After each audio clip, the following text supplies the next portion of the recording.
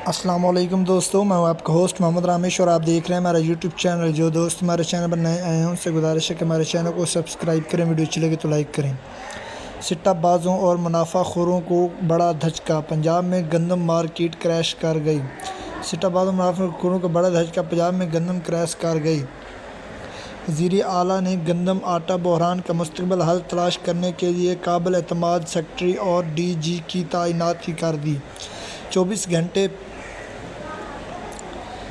घंटे में लाहौर में गंदम बोरी की कीमत में 1750 रुपये कमी।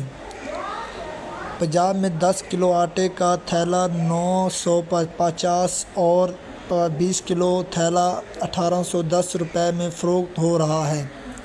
पंजाब फ्लोरोज़ मिल्स एसोसिएशन के दफ़ा की DG फूड अमजद हफीज़ से मुलाकात, सुनिए ये रिपोर्ट।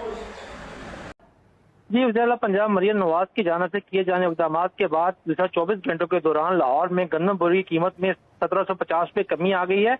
आज लाहौर के ओपन मार्केट में गंदम की कीमत जो है 3200 रुपये है, जबकि आटा जो है वो पूरे लाहौर में 1810 रुपये कीमत में फरोख्त हो रहा है। वज़ीर आला मरियम नवाज ने गंदम आटा बहरान का मुश्किल हल तलाश करने के लिए काबिल एतमाद सेक्रेटरी और DG की तैनाती की है, जिन्होंने फ्लोर मिल एसोसिएशन के साथ साथ दीगर स्टेक होल्डर के साथ मुलाकातें भी शुरू कर दी हैं।